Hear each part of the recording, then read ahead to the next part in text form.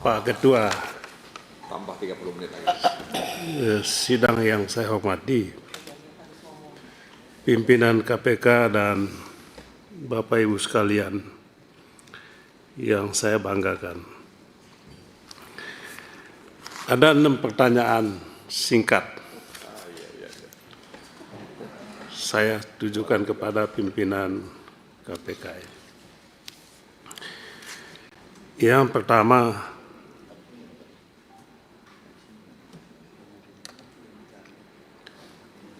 kasus bansos dan dampak langsung kepada rakyat. Korupsi bansos adalah kejahatan yang paling melukai rasa keadilan publik. Bapak Presiden Prabowo berulang kali menyampaikan ini. Bahkan dalam bukunya Paradoks Indonesia jelas menegaskan korupsi bansos adalah kejahatan. Dan itu salah satu kejahatan yang akan diberantas. Pertanyaan kepada pimpinan KPK.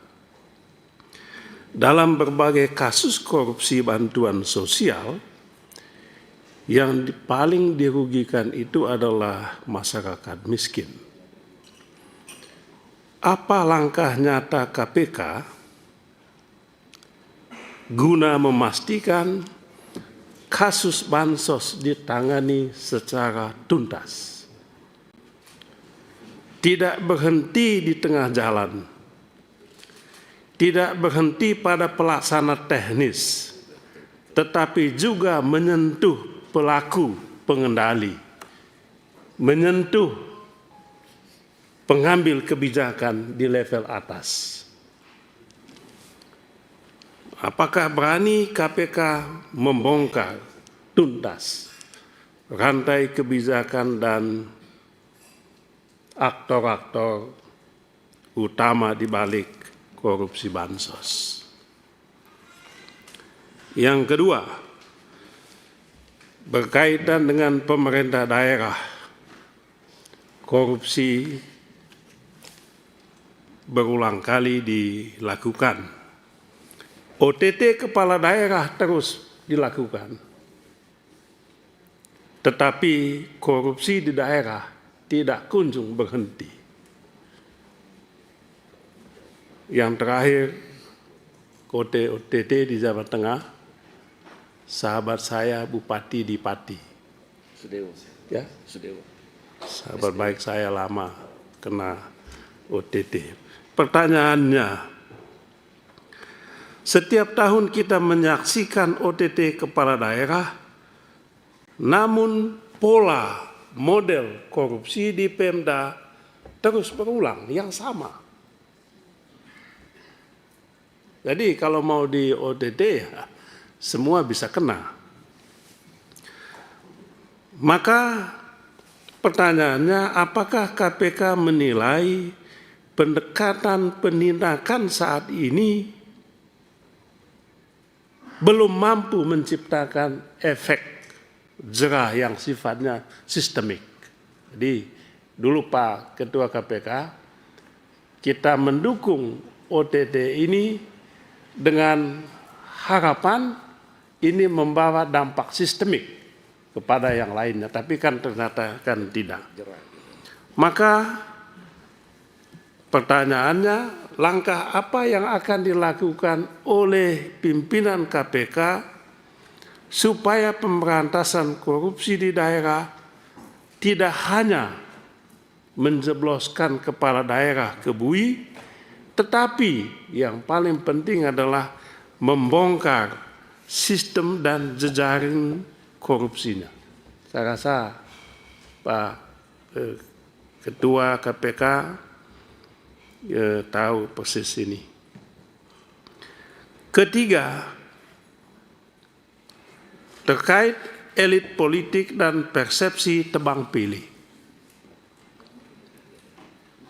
Trust publik, kepercayaan publik roboh jika hukum tampak tajam ke bawah, tumpul ke atas. Ini saya rasa Pak Ketua KPK juga tahu ini. Apabila hukum hanya tampak tajam ke bawah, tumpul ke atas, maka penilaian publik, penegakan hukum pemberantasan korupsi sifatnya tebang pilih, diskriminatif. Maka pertanyaannya, di tengah kuatnya persepsi publik soal penegakan hukum pemberantasan korupsi yang tebang pilih, bagaimanakah pimpinan KPK menjamin adanya independensi dan keberanian dalam menangani kasus-kasus korupsi, utamanya yang melibatkan elit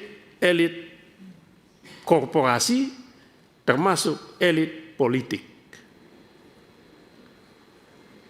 Elit politik ini penting. Nah, kita juga bisa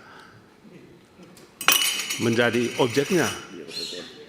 Dan berulang kali kita sampaikan dulu 2010 Pak Ketua KPK, kita ngomong begini, langsung dipotong oleh sahabat saya. Bagaimana kalau kena DPR? Siap, anggota DPR semua siap. Siap jadi objek OTT, siap ditangkap. Dan Pak Ketua, malamnya sahabat baik kami, anggota DPR juga kena OTT KPK. Anggota DPR Komisi 3 juga. Jadi ini. Tapi kita mendukung. Mendukung apanya? Tidak ada tebang pilih. Mudah-mudahan prinsip ini masih berlaku.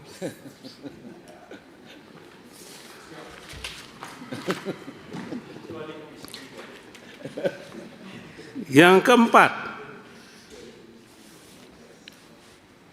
ya ini penting ini Pak. Pemulihan aset. Ini tadi disinggung oleh sahabat saya Pak Dr. Syarifudin Suding, sarjana hukum. Yang dibutuhkan publik itu bukan hanya vonisnya. Pak, tadi dijelaskan sangat baik oleh pimpinan KPK, tetapi mana uangnya?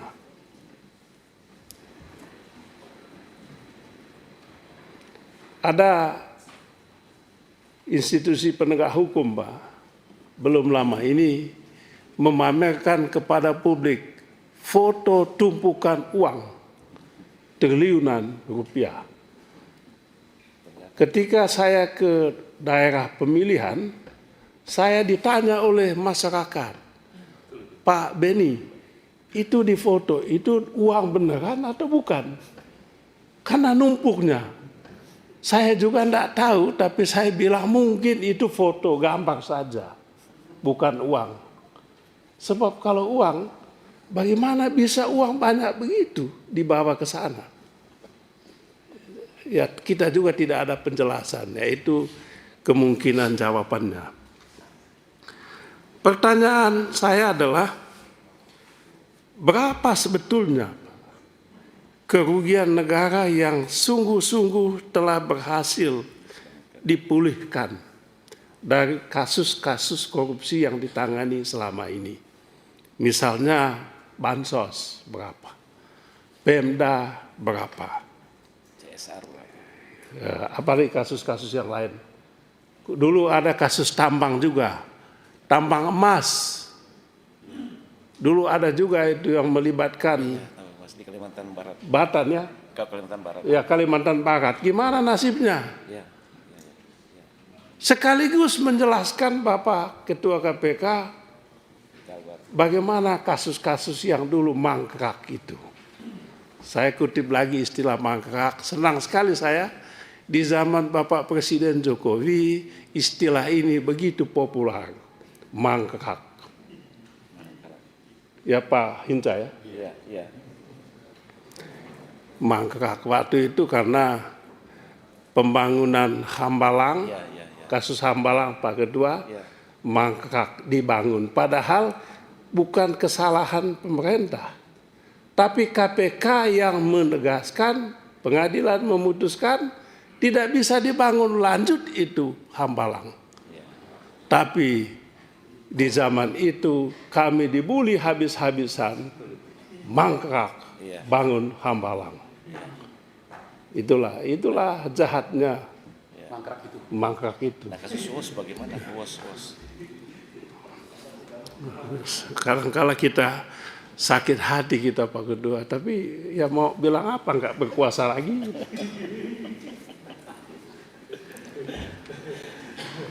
Maka pertanyaannya adalah mengapa pemulihan aset masih jauh ketinggalan dibandingkan dengan nilai kerugian negara tadi.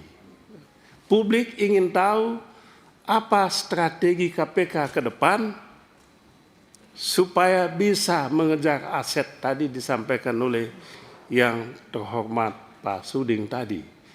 Termasuk aset-aset yang disembunyikan di luar Pak. Di Singapura banyak itu. Ya. Pak, beliau punya, ketawa. Pak Saparudin. Perlu ditelusuri itu. Kemudian yang kelima, keberanian KPK dan dukungan Dewan. DPR mengawasi, bukan mengendalikan, bukan melemahkan KPK. Jadi mengawasi, bukan mengendalikan, bukan pula melemahkan.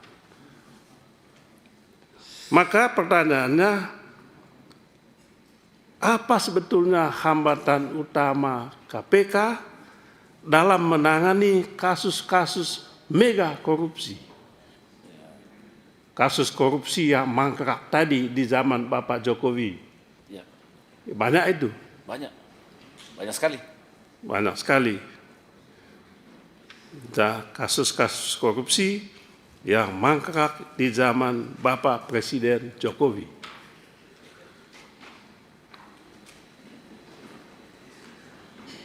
Apa hambatan? Apa hambatan yang terbesarnya? Dan kami ingin tahu pimpinan KPK, kalau Pak Ketua KPK tadi minta dukungan Komisi 3, berkenan Pak Ketua KPK menyampaikan dukungan seperti apa yang Bapak butuhkan dari kami. Senjata kami nggak punya. Omong di koran pun sudah dibatasi. Di DPR juga kadang. Di DPR juga kadang-kala Dibatasi. ya ada batasan-batasan halus. Maka apa sebetulnya yang Bapak butuhkan? Supaya KPK tetap menjadi institusi yang kuat, institusi yang independen, institusi yang punya keberanian dan terus dipercaya publik.